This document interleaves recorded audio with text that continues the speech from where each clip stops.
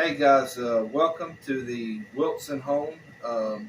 We are doing a little family Bible devotion time, 3 maybe 4 minutes tops here. But just going to be talking and reading some scripture together. Feel welcome to stay and join us. My dad is over here, my mom's over here, my brother's helping film. But I'm going to be coming to you from the book of Luke, chapter 2.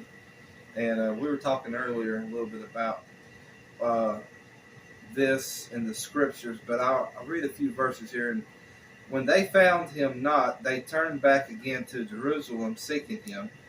And it came to pass that after 3 days they found him in the temple, sitting in the midst of the doctors, both hearing them and asking them questions. And all that heard him were astonished at his understanding and answers. And when they saw him, this is Joseph and Mary speaking, or speaking of them, they were amazed. And his mother said unto him, Son, why hast thou thus dealt with us? Behold, thy father and I have sought thee sorrowing. Because they'd been looking for him for days. They were traveling, and he had gotten away from them. They didn't know where he was. And honestly, any parent or parents, when their child gets lost, they begin to look for them. They begin to panic and worry about where they're at. That's right. And Jesus didn't get smart with them. He didn't smart off and say anything out of the way. But he told them, and he was being wholeheartedly. Jesus was being wholeheartedly. He's telling them. He said, in verse 49, he said unto them, How is it that you sought me? Wist ye not that I must be about my Father's business? And so in this, just briefly in this video, I just want to talk to you about the Father's business.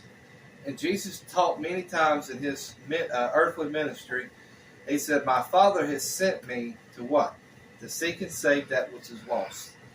And he told, in one place, he told the those around him, he said, those that are, and I'm paraphrasing in my own words, but those that are of good health, that don't need me, like in a physical healing sense, he said, they don't need a physician. He said, but I came for them that do need a physician, and he came to help them. But we know that Jesus came not just, I'd like to say it like this, if I could. Jesus came ultimately to save our soul, to redeem us back to God. They call it reconciliation. But he came for our whole total man. He came, we are in nature, we're body, soul, and spirit. He heals our body naturally. He helps our infirmities.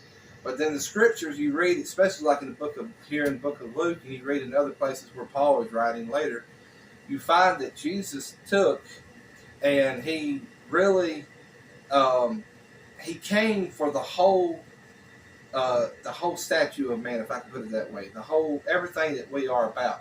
He's not just interested in saving our soul, but he wants us to have an abundant life. He tells us in John 10:10, I think it is, that he came not only that we have life, but that we have it more abundantly. So he's interested in the total avenue of man, if I can put it in those words.